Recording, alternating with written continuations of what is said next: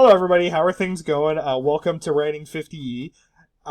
Tomorrow I'm going to post some more entertaining videos. I'm going to post one introducing myself, and I'm going to introduce the first class activity. But today I just wanted to go through the basic class structure so you have an idea of what to expect over the course of the upcoming weeks. One thing you need to know is I've never taught an online class before. This is the first time I've ever done this. And this is the case for a lot of your other professors, I'm guessing, as well. And it's going to take me a little while to get used to it. It's going to take me a while to get used to the video format and so on and so forth. And so just give me some time. Within a couple weeks or so, I'm sure I'll have picked it up, and I think things will go more smoothly at that point. One thing I want to say about the basic course structure before we move forward is that I'm going to run this class asynchronously, right? And what asynchronous means is that I'm not going to run it in real time. I'm not going to try to replicate what you can achieve in a face-to-face classroom with an online format. I don't think that's going to be effective, and I think eventually I would have to go back to doing it asynchronously anyway. And basically what that means is that at the beginning of every week, I'm going to post a set of course materials, I call them modules, right? They're going to include videos, readings, activities for you to do, so on and so forth, and then basically you'll be able to work on those activities at your leisure throughout the week. So if you're one of those people who likes to work at 4 o'clock in the morning, you can watch the lecture at 4 o'clock in the morning, do the activity, post it to Gaucho Space, and then that's the end of it, right? There will be some synchronous things. There will be some things I'm doing in real time. Occasionally I'm going to meet with groups of people to go through any issues that you may have with the class. So that'll happen occasionally. In addition, I'm going to hold office hours synchronously, so you're going to log on. There's a little link on the top of Gaucho Space, the Gaucho Space page. If you click on it, you'll connect to me during office hours. But other than that, everything's going to be posted on the Gaucho Space page, and you'll be able to work on it at whatever pace you feel is most appropriate, right? So just keep that in mind. This class is going to be done entirely asynchronously. That might be different than what you've heard or what some of your other instructors are doing, but that's just the way I think this is going to work best for this particular class. All right, let's go and move forward. So I want to say a little bit about what Writing 50E is and differentiate it from Writing 2E, which you just took. Now, Writing 2E, the goal was to transition you from academic writing to technical writing. And so the early assignments had you writing traditional academic essays, and then towards the end of the class, most of you probably worked on a recommendation report where you were doing full-blown technical writing, right? Now, Writing 50E is a technical writing course designed specifically for engineers, right? And so that's all you're going to be doing basically the whole quarter. You're going to be focused almost entirely on technical writing. What technical writing is kind of a fuzzy genre, but this is, in a nutshell, what it is. Basically, it's the combination of scientific writing and business writing, right? And so you're going to be doing some business writing-ish sort of things. So you'll be writing memos, putting together a application portfolio, so on and so forth. But you're also going to be doing some technical writing things as well. So you're going to be reading scientific reports. You're going to be explaining difficult technical concepts to a lay audience, right? And so it's going to require you to draw from both of these skills as you move through the quarter, right? So just to reiterate, technical writing, what you're going to do in this class is the combination of scientific writing and business writing. Now, the main assignments for the class, we're going to do 3 main projects. So we're going to start off with a unit on job applications, and so I'm going to take you through writing resumes and cover letters, and you're also going to do an interview at one point, and I'll talk more about how that's going to work in the next couple weeks or so. After that, we're going to switch to a product design project, right? And your second assignment is going to have you reading some theoretical things about product design and how it works from different experts in the field. And then what you're going to do is you're going to go online and to Indiegogo, pick a product that interests you and analyze it based on the theories that we talk about in class, right?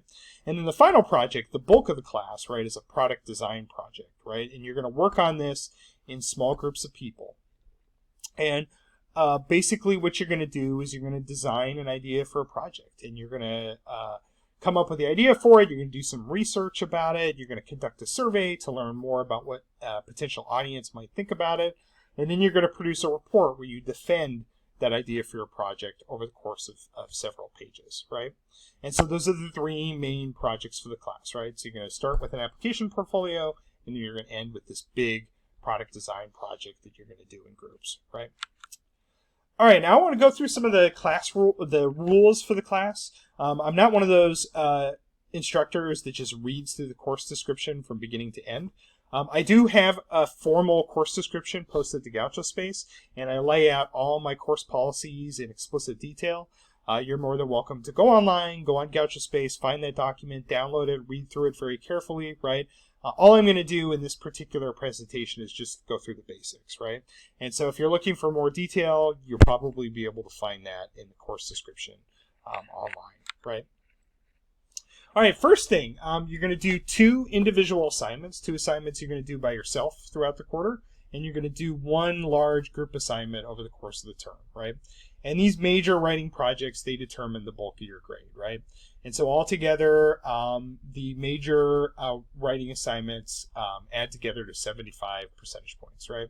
So bottom line is it's impossible to do well in this class without doing well on the major writing projects.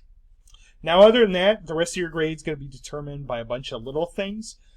There's learning community activities, which I'm going to talk more about in a second. You're going to be graded for your work that you do in revision workshops as we move throughout the quarter.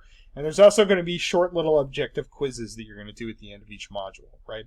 And all the points together, it adds up to 100 points. So 100 points for 100%, makes the calculation pretty simple in a lot of ways. The way I'm setting up the class is I'm dividing them into modules, right? And so rather than having, something to do for Tuesday and Thursday during the class period, you're going to have two modules that are due each and every week, right? The contents of these modules are going to differ depending on the content, right? There's going to be some combination of video lectures, quizzes, learning community activities, readings. Each module is going to be a little bit different, right? I'm going to try to release the modules for each week by midnight on Monday, right? And then each of them are going to be due on the due date stipulated on the course schedule, right? And I'm just going to go ahead and tell you, the first module for every week is going to be due on Wednesday. The second module for every week is going to be due on Friday, right? And so every week you're going to have 2 modules to complete within that particular time period. As far as my revision policy goes, you can revise any of the major assignments for a higher grade as long as you get my explicit permission, right? So if you get something back and you're not satisfied with the score, you're more than welcome to contact me, and we'll talk about ways that you can revise that assignment to improve your grade, right?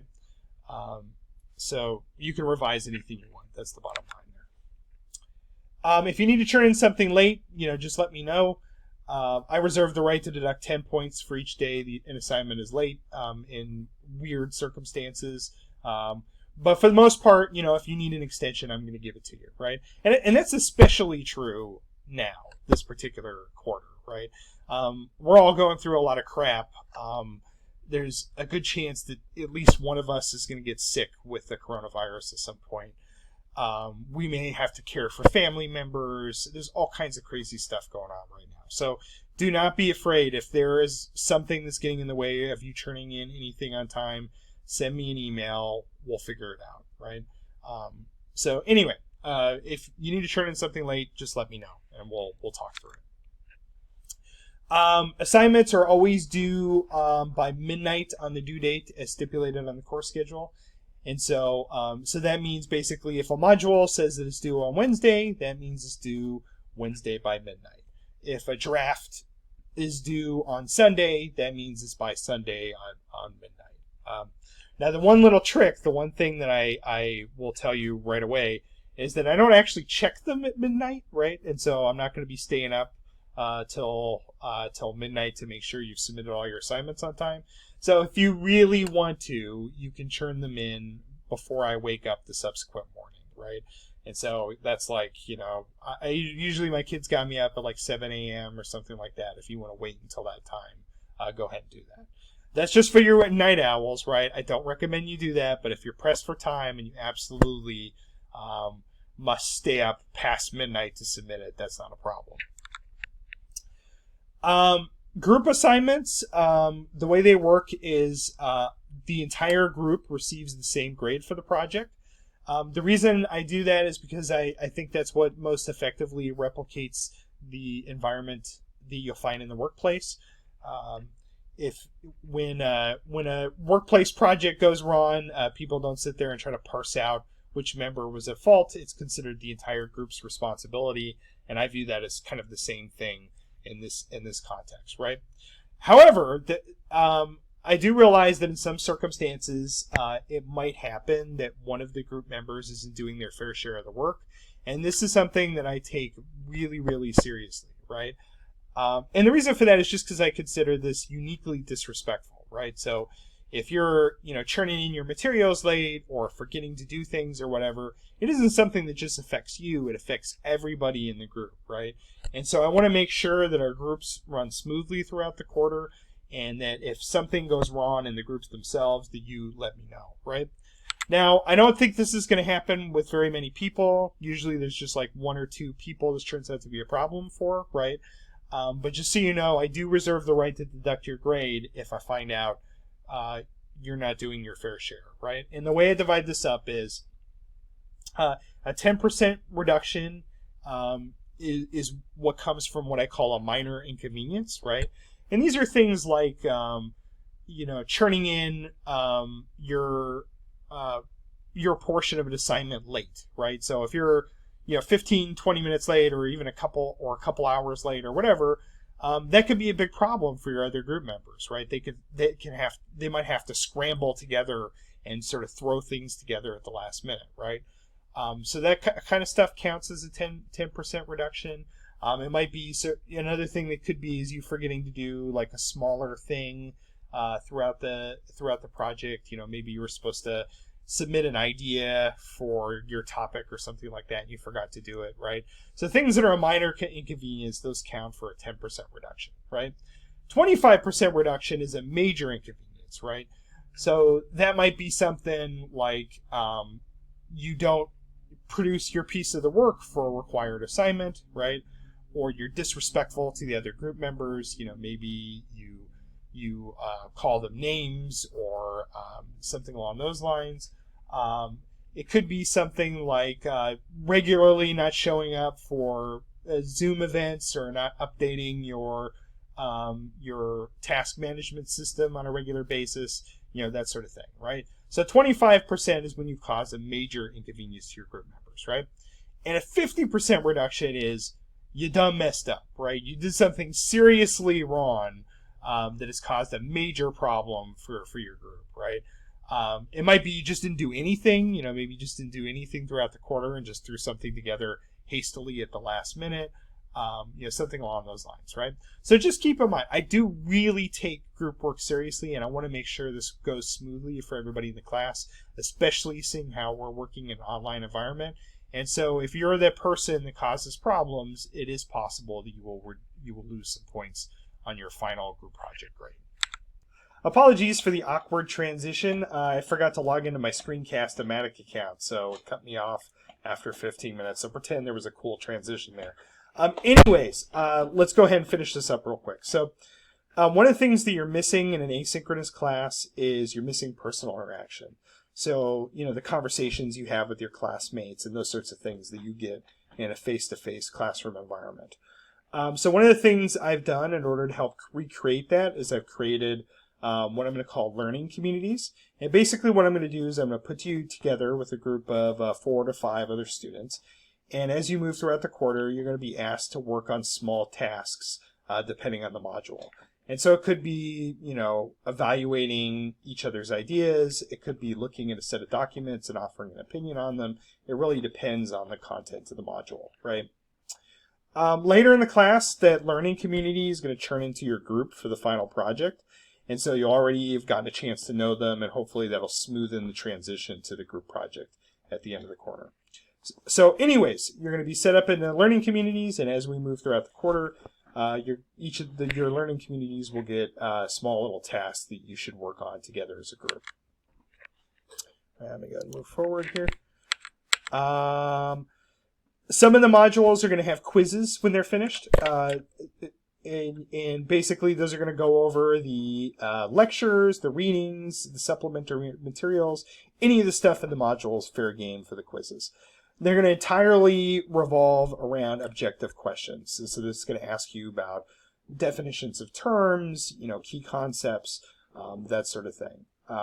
So expect those are going to add up together for it to count as 5% of your grade, and expect to get those as you move throughout the quarter. You're going to participate in some online revision workshops. The first is going to take place among members of your learning community, and then later we're going to do things a little bit of a different way, and we'll talk about that later. But the bottom line is you're going to be graded on the quality of your revision workshops. So that's going to include both the quality of the drafts that you submit and also the quality of the feedback that you give.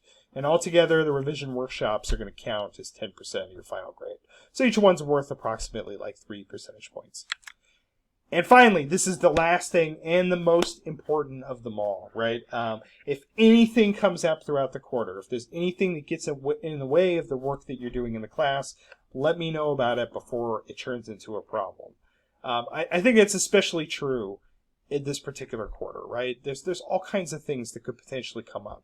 So don't be afraid to talk to me. Shoot me a quick email, come in during my Zoom office hours, to clarify, what you need to successfully get through the course.